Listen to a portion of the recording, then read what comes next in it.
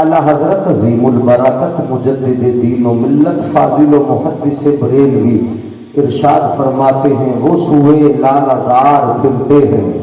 بے شک سبحان اللہ. نعت کا شعر سنا رہا ہوں میں، نعت مصطفیٰ ہے. وہ سوئے لال ازار پھرتے ہیں تیرے دن اے بہار پھرتے ہیں، اور کوئی تیری بات کیوں پوچھے رضا تجھ سے کتے ہزار پھرتے ہیں.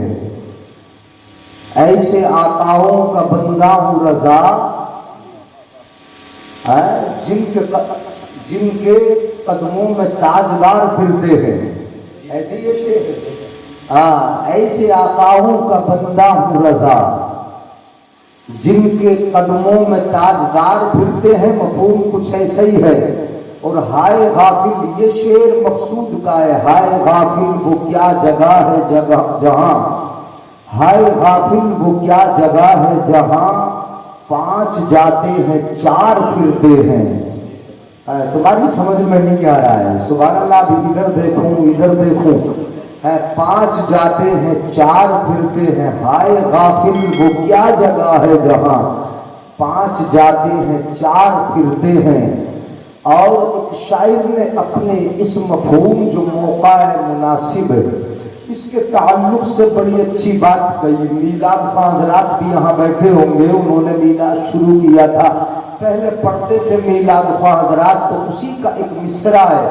میرے جنازے پر رونے والوں فریب میں ہو بغور دیکھو، میرے جنازے پر رونے والوں.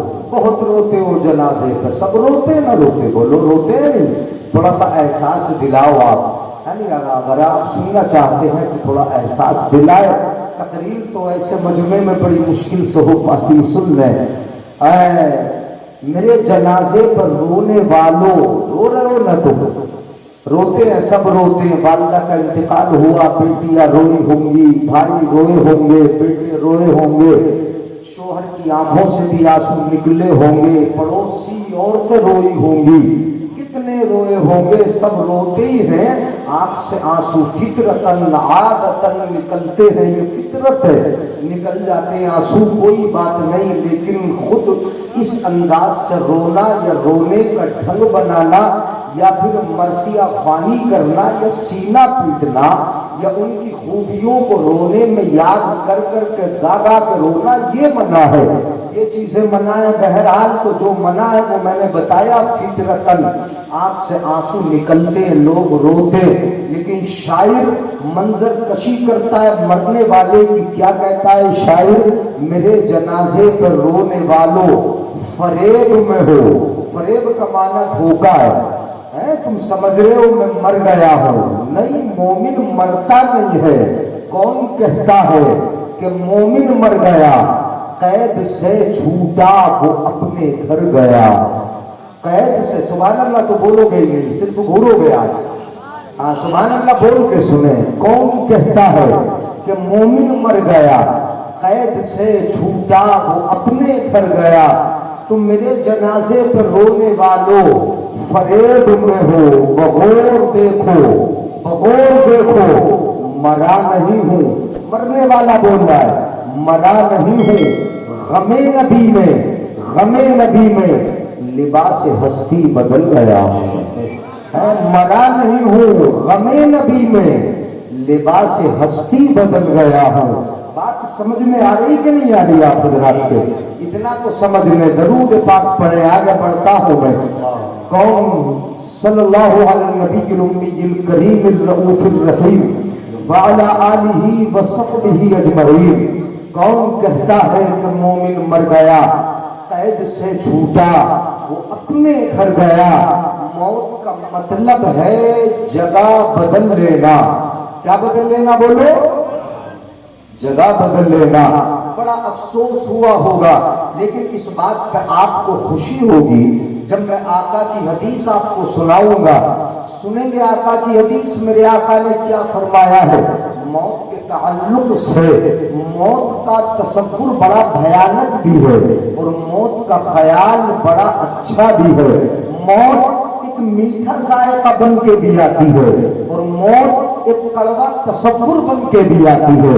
موت کے تعلق سے تو آپ نے بہت ساری باتیں سنی، لیکن آقا نے حدیث پاک میں ارشاد فرمایا، توجہ رکھیں، سنیں میری بات کو بچوں، تم بھی سنو۔ آقا نے ارشاد فرمایا، آقا فرماتے ہیں من مات مریضن مات شہیدا، آقا فرماتے جو بیمار ہو کے مرتا ہے شہادت کی موت پاتا ہے۔ کون سی موت پاتا ہے بولو؟ شہادت کی موت پاتا ہے۔ من مات مریضن مات شہیدا، جو بیمار ہو کے گیا شہادت کی موت پاتا ہے۔ اور آقا فرماتے وَفُقِيَ فِتْنَةَ الْقَبْرِ، آقا کی حدیث سنا رہا ہوں، آقا فرماتے وَفُقِيَ فِتْنَةَ الْقَبْرِ، اور اس کو قبر کے عذاب سے محفوظ کر دیا جاتا ہے۔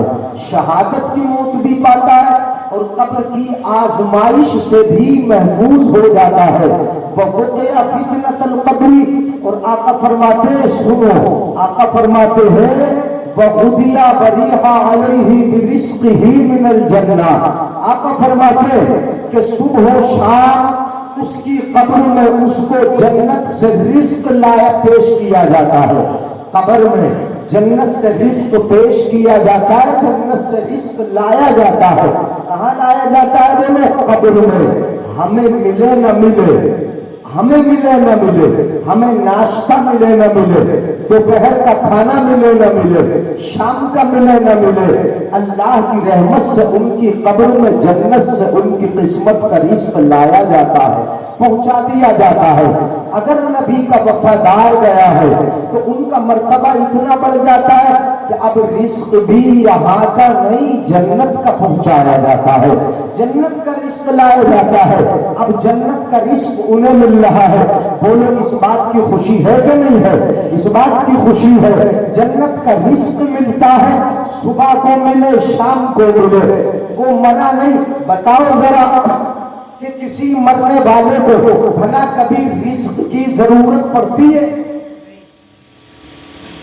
جو مٹ گیا اسے رزق کی کھانے پینے کی ضرورت پڑتی ہے؟ پڑے گی ضرورت؟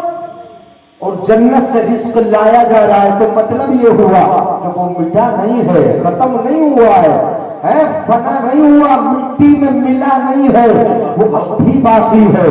رزق کا مطلب یہ ہے کہ اسے کھانے کو دیا جا رہا ہے، اس کے پاس کچھ پہنچایا جا رہا ہے۔ غور کیجئے بھائی، غور سے سنو گے تبھی سمجھ میں آئے گا۔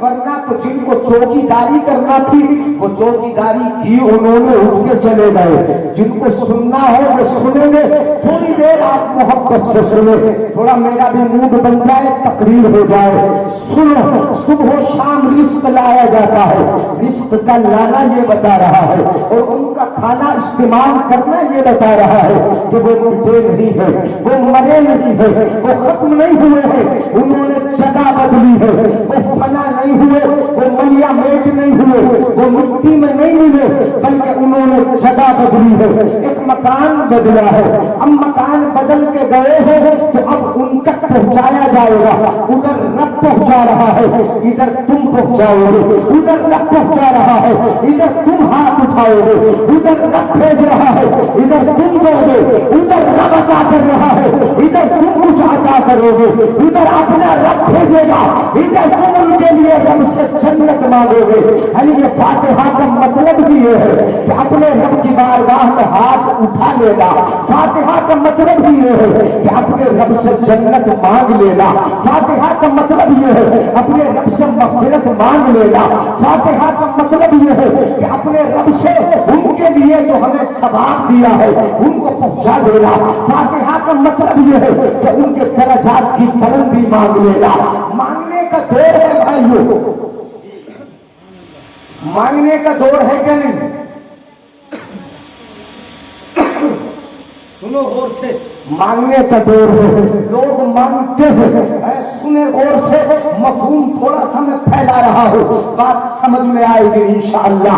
مانگنے کا دور ہے، لوگوں نے مانگا ہے، بولو آپ بھی مانگتے کہ نہیں مانگتے ہیں؟ آپ کہو ہم نہیں مانگتے، ہم کہیں گے مانگتے ہو۔ ہر ایک کو کسی نہ کسی سے مانگنا پڑتا ہے، بیٹا باپ سے مانگتا ہے، باپ بیٹے سے مانگتا ہے، ماں بیٹے سے مانگتی ہے، بیٹا ماں سے مانگتا ہے، شوہر بیوی سے مانگتی ہے، مانگتا ہے، بیوی شوہر سے مانگتی ہے، یعنی دونوں ایک دوسرے سے مانگتے ہیں۔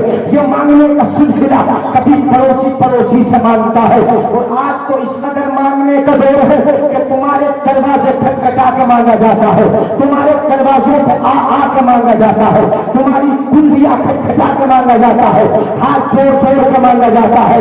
اور دیکھو مانگنے کا مطلب اس قدر مانگا جاتا ہے کہ جب بچے کی شادی کرو تو مانگو، جب منگنی کرو تو مانگو، جب اس کا چالا کرو تب مانگو، ہر حال میں تم مانگتے ہو۔ یہ مانگنے کا دور ہے، لیکن ہمیں دنیا والوں سے کب تک اور کہاں تک مانگو گے؟ آؤ اگر مانگنا ہے تو اپنے اس رب سے مانگو جو دیتا بھی ہے اور دینے کے بعد کہتا ہے آؤ میرے بندو مجھ سے جتنا چاہو مانگو، میں بہت زیادہ عطا کرنے والا ہوں۔ نعرہ تکبیر، نعرہ رسالت، نعرہ رسالت۔ علامہ مفتی جلیس احمد صاحب قبلہ، علماء اہل سنت، بہت